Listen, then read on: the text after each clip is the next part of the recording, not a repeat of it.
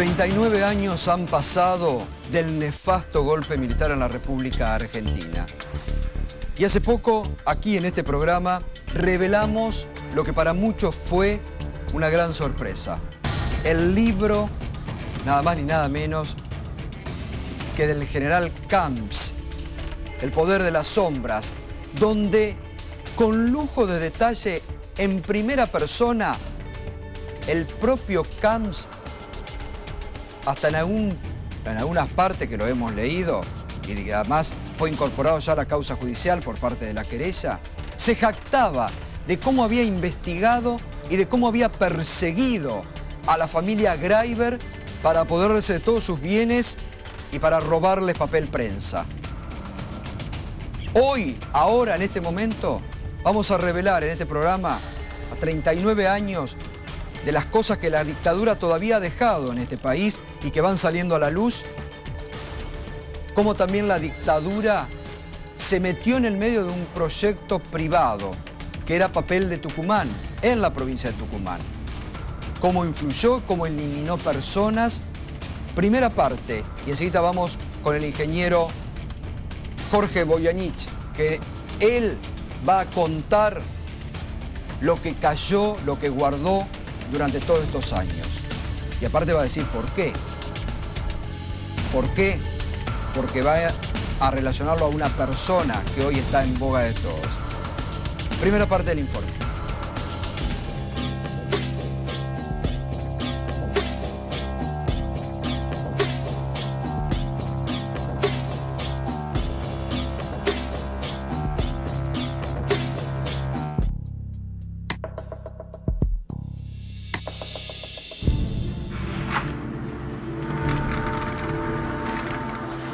Tres iban a ser las empresas que fabricarían papel para diarios: Papel Prensa, Papel Del y Papel del Tucumán, propiedad de una cooperativa integrada por periódicos del interior del país.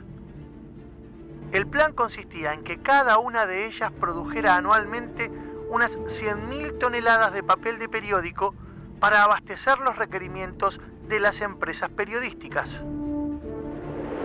La parte más importante de esta historia comienza aquí, en el microcentro porteño, en la calle Sarmiento al 600. ¿Cuál es su nombre? Jorge Boyanich. ¿Y usted a qué se dedica? Ingeniero naval.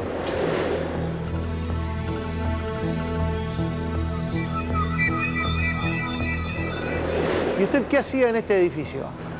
Yo ingresé a este edificio a mediados del año 1977 como gerente de planeamiento del proyecto Papel de Tucumán. Mi primera tarea fue estudiar la viabilidad, la factibilidad. Si se podía hacer papel de diario con el bagazo de la caña de azúcar de Tucumán. Sí. El objetivo era instalar la planta En la localidad de Lules, en Tucumán. El geo del proyecto era el doctor Cañete, un abogado tucumano, que había sido colocado para llevar adelante este proyecto. ¿Usted reportaba a él? Era mi jefe directo. ¿Quiénes eran los dueños de Papel del Tucumán? Los dueños estaban divididos. Primero el grupo que era de los diarios del interior, estaba representado por el doctor Moscarelli, que era presidente de La Voz del Interior, más un grupo inversionista, que era el grupo Bridas. Este edificio había sido adquirido en ese momento por Bridas a la Embajada de Estados Unidos. Fue entregada en noviembre del 77 al grupo Bridas. Yo estuve en la entrega de la Embajada al grupo Bridas. De este edificio. Este edificio y lo que está 40 metros abajo suyo. ¿Qué hay acá 40 metros debajo? Abajo nuestro, 40 metros, hay un búnker con residencia y oficinas para sobrevivir un ataque nuclear, supuesto epicentro en el baricentro de Buenos Aires, que sería el SIC Campeador. Ya con 40 metros de profundidad y con paredes de concreto de 12 pies, 3,60 metros, de hormigón armado con acero reforzado. ¿Y ustedes trabajaban en ese lugar? En ese lugar teníamos las reuniones de coordinación, cuando nos juntábamos con la gente que venía tanto del interior como la gente de los inversionistas como la de los diarios. Y mi primera pregunta fue cuando nos reunimos ahí, ¿por qué nos teníamos que reunir en un lugar así, tan peligroso, ¿no? Y la respuesta que recibí fue que éramos competidores de Papel Prensa y teníamos como adversario a Camillón. La condición que la dictadura militar impuso fue que la planta se instalara en Tucumán. El objetivo era asistir al general Antonio Domingo Bussi, por entonces gobernador de facto, con actividad industrial que le permitiera ofrecer miles de puestos de trabajo en una provincia diezmada por la represión ilegal tras la lucha contra la guerrilla. El grupo Clarín, que era el dueño de Papel Prensa, introdujo a Camillón y a su gente dentro del directorio de la empresa. Los responsables de Papel del Tucumán temían por el accionar del grupo que comandaba Camillón. Sí, porque íbamos a ser competidores y ellos no querían competencia. ¿Y qué resultado obtuvo su estudio de prefactibilidad? ¿En qué consistió y qué resultado obtuvo? Y en ningún lugar se encontró la posibilidad de poder fabricar papel de diario y no se podía hacer con bagazo. Entonces, lo que usted estaba diciendo en su estudio de manera indirecta es que la planta no convenía instalarla en Tucumán. Bueno, era una inversión muy grande, más de 400 millones de dólares, con desgravaciones a más de 25 años. No se pagaba ningún tipo de impuesto. Y el gobierno, el Poder Ejecutivo en la época de Lanús había autorizado 3 proyectos. El de Papel Prensa con Graeber, el de Papel de Tucumán con los diarios del interior y Papel Del en el Delta Entrerriano.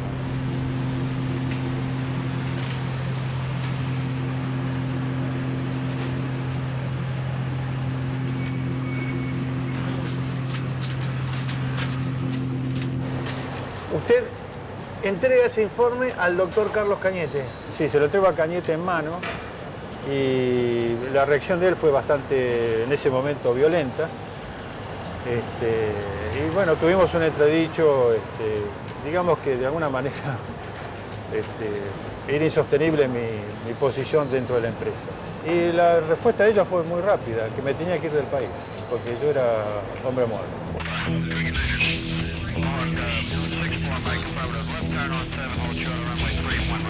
¿Qué pasó en ese momento? Yo, vía Telex, recibía contactos con el doctor Cañete, porque él después se dio cuenta de lo que yo le dije era cierto. Aparte, mi informe fue por escrito, que no se podía hacer papel de diario con el bagazo. Y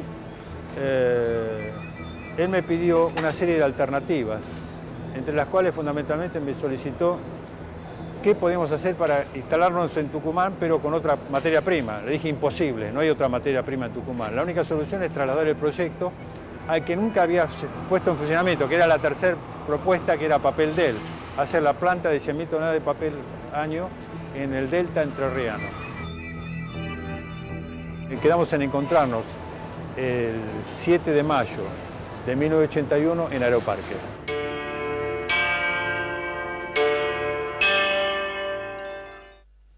Bueno, lo que ustedes están viendo, por primera vez se sabe, y está el ingeniero Jorge Boyanich con nosotros. ¿Por qué ahora, ingeniero? Está emocionado incluso. Bueno, murió un jefe mío, pero hay algo que habría que agregar en este informe. 4 personas fueron retiradas del avión antes de subir. Ahora ya vamos a la segunda parte del informe, porque hubo muertos. Sí. Muchos muertos. Que en un momento se presentó como un accidente aéreo.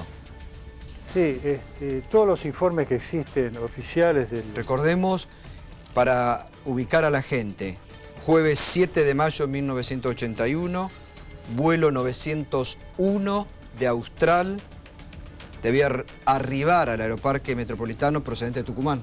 Sí. A las 11 de la mañana. El avión nunca llegó a destino. ¿Por qué? Lo contamos ahora.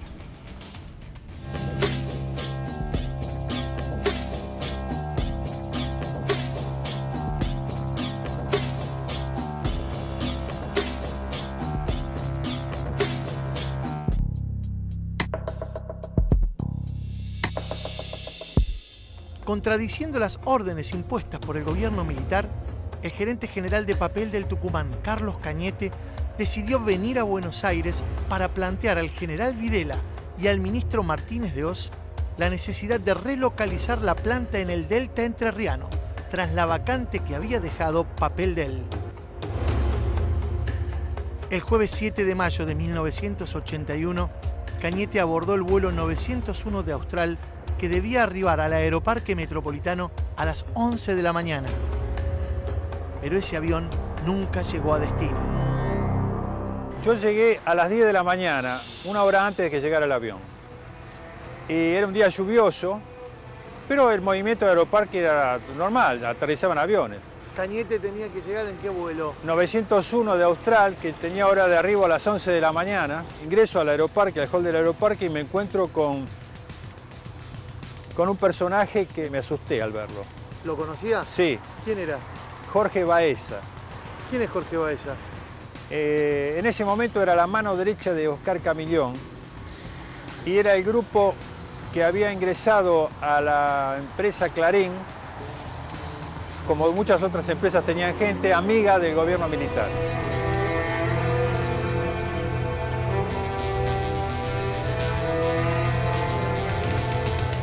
Este hombre sale del Aeroparque con este grupo de gente, se acercan al sector del museo y dan órdenes para que un camión, no un Unimog, un viejo camión que estaba acá del ejército, de la Fuerza Aérea, se atraviese en la pista.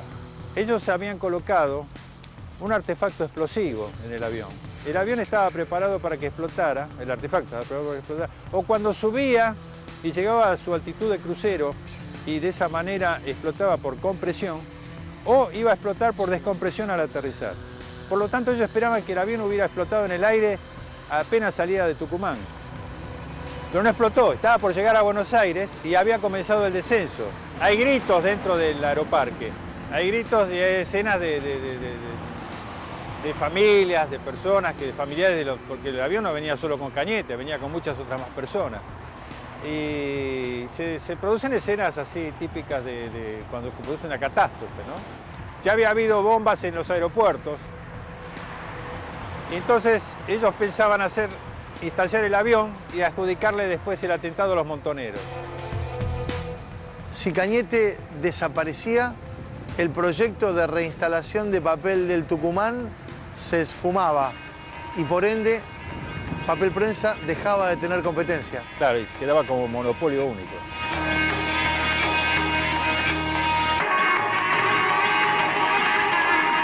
¿Y a esta altura del Río de la Plata se cayó el avión? Sí, exactamente enfrente de esta costa de Quilmes, en el kilómetro 14, minutos después de las 11 de la mañana del 7 de mayo de 1981. ¿Cómo fue o cómo fueron esos últimos minutos de acuerdo a lo que usted pudo reconstruir en base a testimonios de personas que rescataron los restos?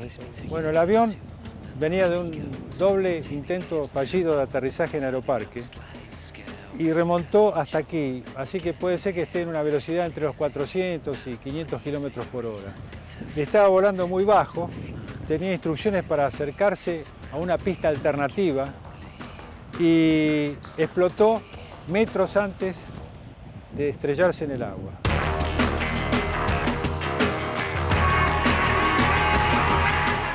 ¿En base a qué información usted afirma que la aeronave explotó? Porque las pericias técnicas hablan de otra situación producida por la caída del avión.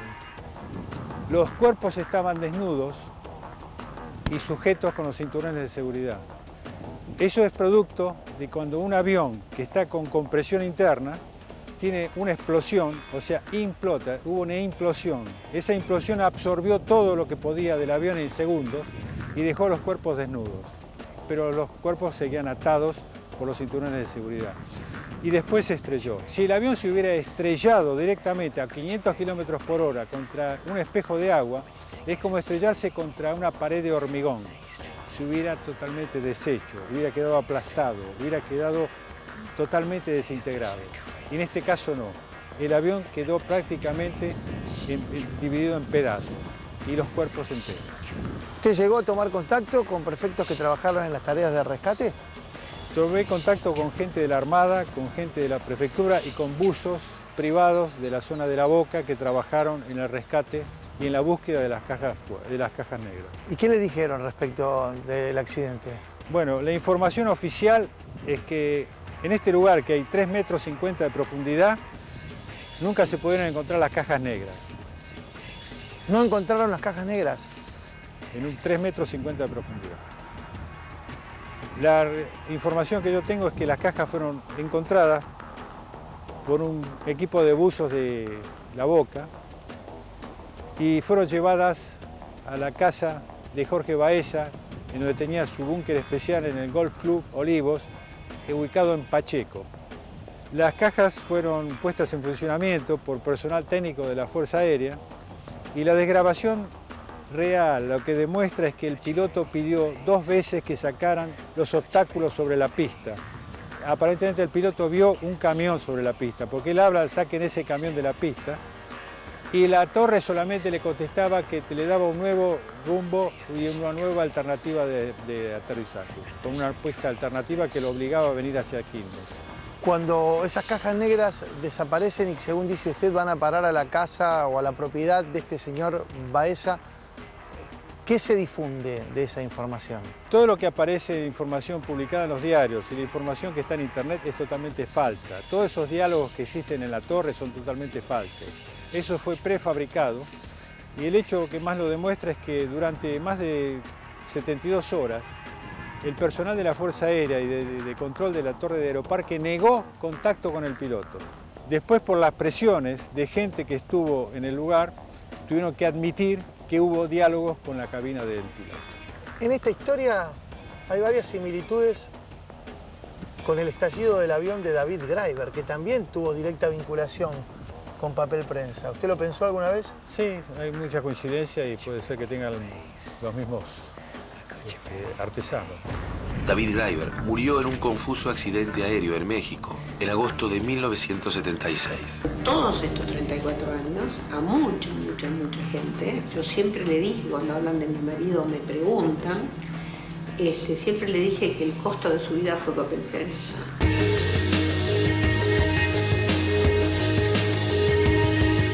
A partir de este episodio, ¿qué ocurre con el proyecto Papel del Tucumán? Vuelve todo a foja cero y se continúa construyendo una fábrica que nunca jamás va a poder producir papel periódico. Un negocio que favoreció claramente los intereses de Papel Prensa. Claro, Papel Prensa se quedó como único y prácticamente el monopolio de la producción de papel para toda Argentina.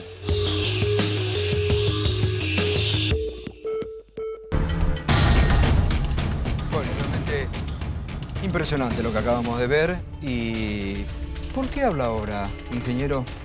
Bueno, me siento liberado porque han sacado dentro de la Secretaría de Inteligencia al hombre que protegía todo este tipo de información.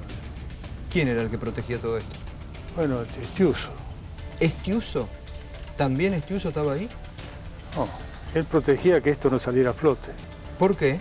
Bueno, tengo que hacer un pequeño... Sí, tengo tiempo, hágalo. En el año 86 comencé a trabajar con el doctor Carlos García Martínez en el proyecto de desarrollo para distintas áreas de la Argentina.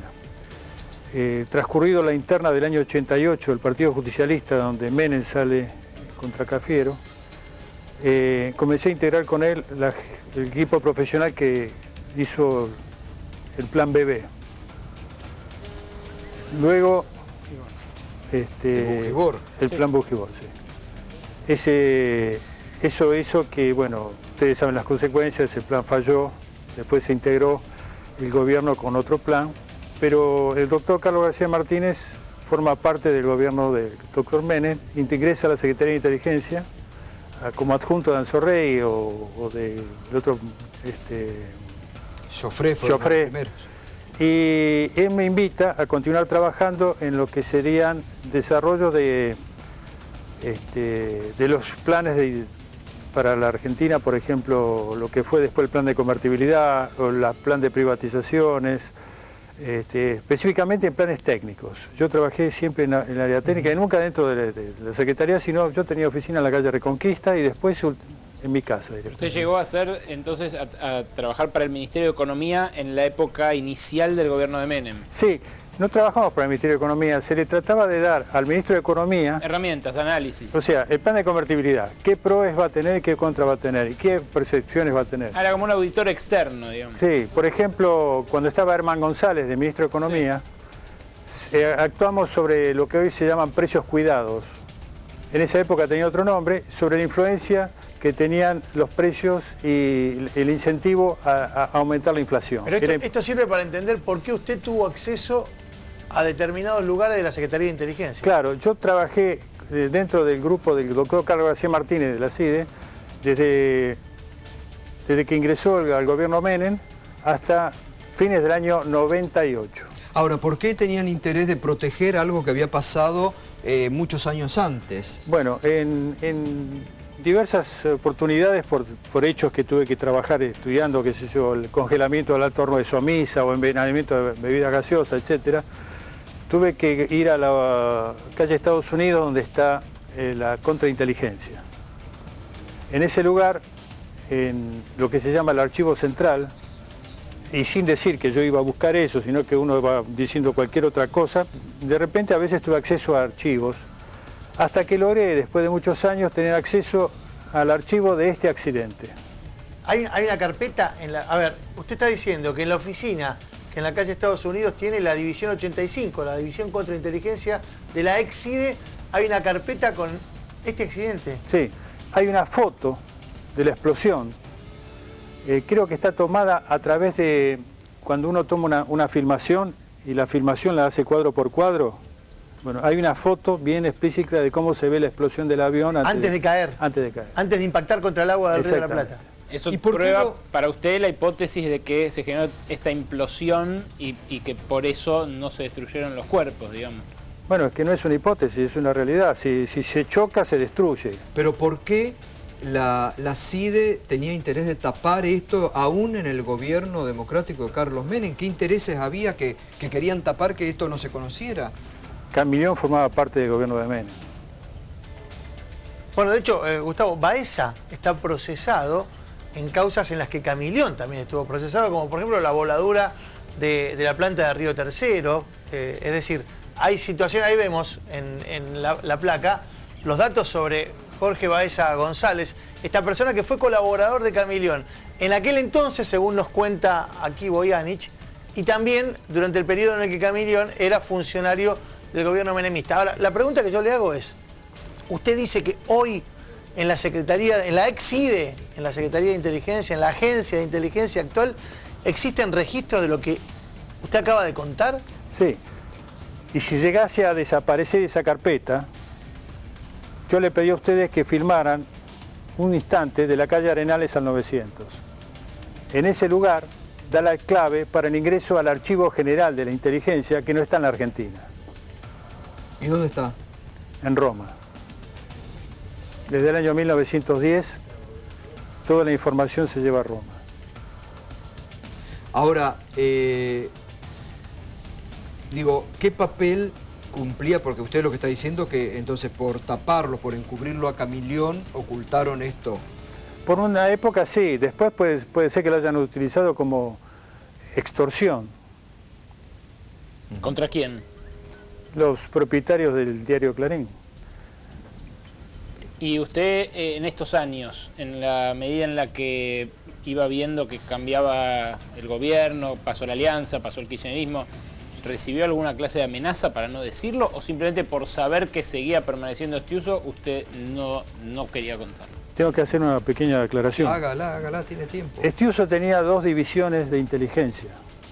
Pues Estiuso ascendió también en los últimos años. Digo, sí. Antes no era un personaje tan... Pero él fue formando poder desde el año 72. Sí, claro. Él tenía lo que se llamaba la división Panzer y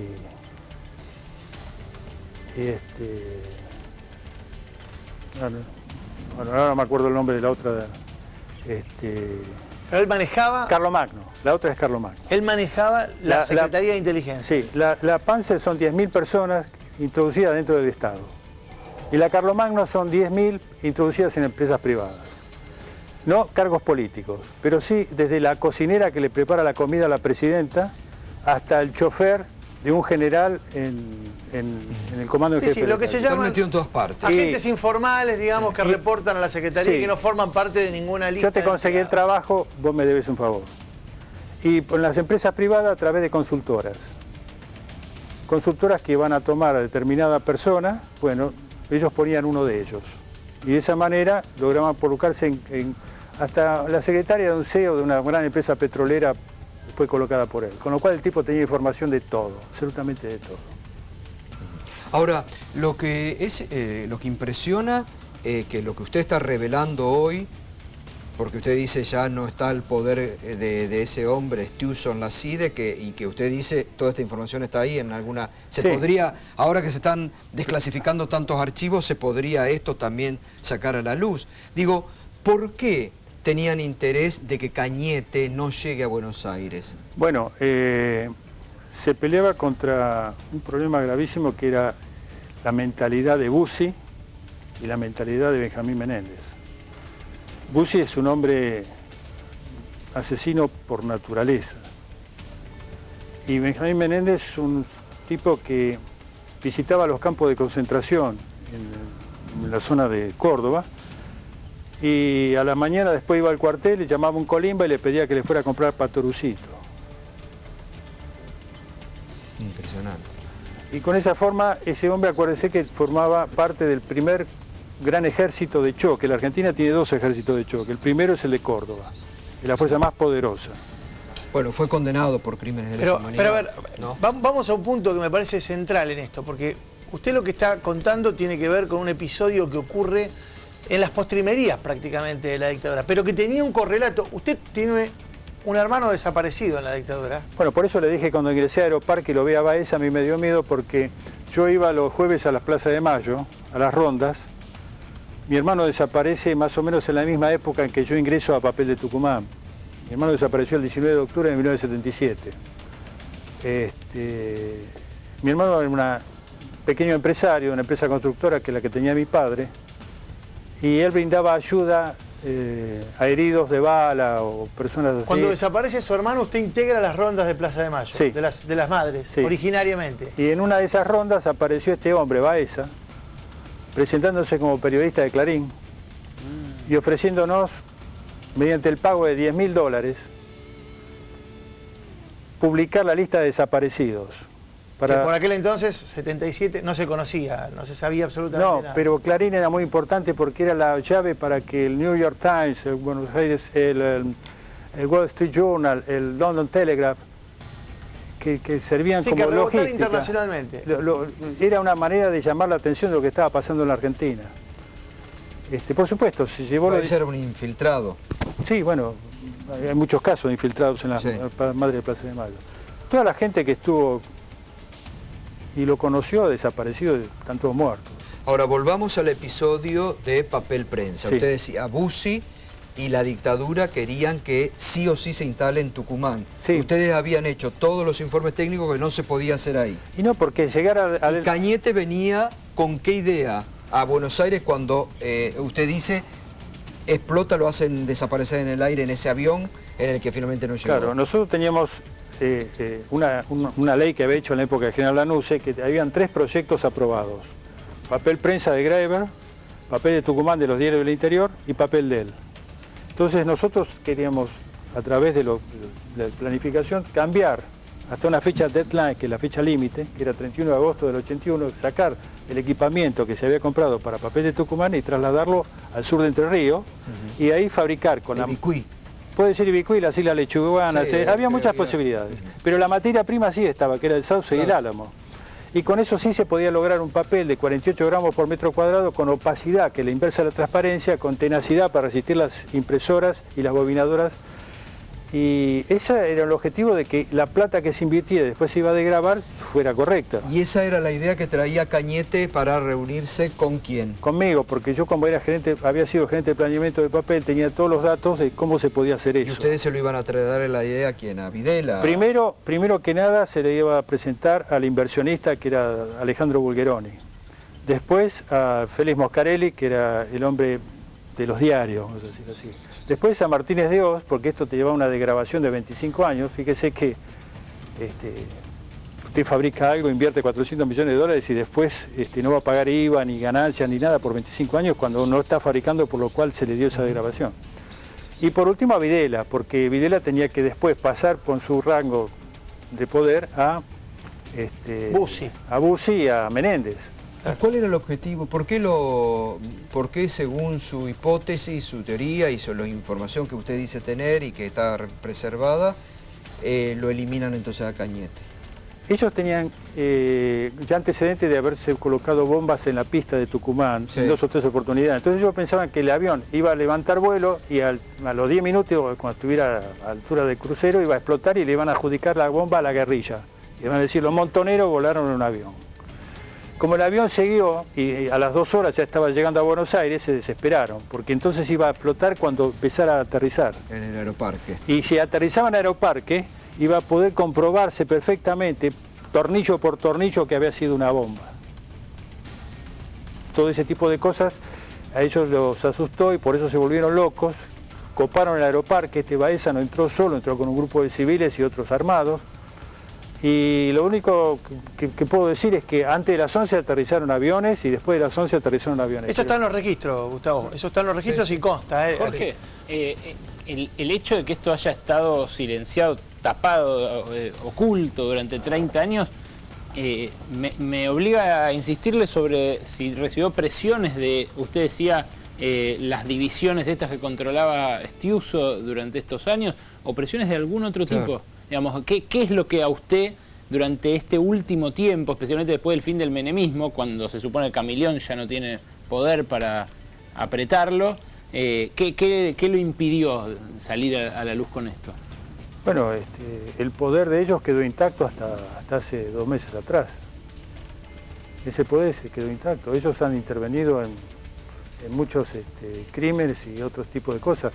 La mayoría de los periodistas que han desaparecido son obra de esta gente. ¿Y usted está dispuesto a llevar este testimonio a la justicia? Porque supongo que esto que usted está contando por primera vez esta noche va a tener que ser también incorporado a otras causas que están investigando en este momento. Por eso le acabo de decir que en caso de que desaparezca ese archivo, que lo pueden hacer desaparecer en este mismo momento, hay un tercer archivo que existe en Roma de todo esto. Pero igual, a ver, hoy hay autoridades nuevas en la Secretaría de Inteligencia, ya ni siquiera es Secretaría de Inteligencia. Está el doctor Oscar Parrilli allí al frente y digo, si tiene información sobre esto, me da toda la impresión que se puede solicitar... No, desclasificar como se están desclasificando todo. Sí, ojalá que lo puedan hacer.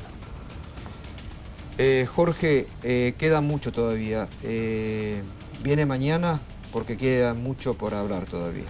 Sí. Y ha conmocionado mucho. Hay mucha repercusión ya en este momento a través de las redes sociales, está impactando mucho su historia y tenemos que lamentablemente nosotros entregar por la programación del canal, pero hay muchas preguntas más para hacer. Cuídese, sí, porque la verdad que le digo cuídese porque lo que usted está revelando es muy fuerte y mañana lo esperamos a las 9 de la noche, por favor. Sí, yo quería decir algo, si me permite. La presidenta va a viajar a Rusia. Sí. La Argentina le puede hacer un gran regalo a Rusia en reconocimiento a la sangre derramada por Rusia por la conquista de la península de Crimea. Nosotros tenemos guardado en nuestros museos la locomotora que sirvió para el transporte de las municiones por el cual fue bombardeada la ciudad de Crimea en la guerra de ruso-Crimea, ruso-inglesa de 1853. El señor Putin va a estar muy alegre. ¿Dónde está eso? Es la Porteña. Ah, la Porteña. Bueno, ingeniero, mañana lo invitamos. ¿Cómo no? Sí. Mañana a las 21 porque además está el paralelismo. Lidia Papaleo está muy al tanto de esto, quedó muy impresionada. Hoy por un problema de salud de Osvaldo, de su hermano que está internado y esperamos que se reponga pronto, no pudo asistir, pero ella tenía mucho interés de tomar contacto con usted también y de conocer de cerca esta historia porque hay un paralelismo con, primero, con supuesto accidente, que Lidia dice que no fue un accidente, de cuando muere Graiber, ¿no?, en el avión. Sí, bueno, de eso no sé nada. Bueno, y después otras personas con las que hemos estado hablando estos días también dice que existe otro paralelismo con la muerte el asesinato del general Prats, acá en la Argentina. Sí. Dice, los tres tienen una misma forma de actuar de la dictadura, ¿no? Sí, bueno, como usted diga, nos vemos Bueno, mañana. nos vemos mañana. Sí, sí, cómo no. Mañana a las 21 vamos a seguir revelando aspectos que realmente nos está dejando a todos muy conmocionados. Va a la tanda y nosotros ya nos despedimos o ya nos despedimos. Hasta mañana, Berjo, hasta mañana, Mauro. Mañana a las 21 entonces nos vamos a encontrar y la presencia del ingeniero Jorge Boyanich y vamos a tratar de que Lidia Papaleo esté aquí para seguir con este tema.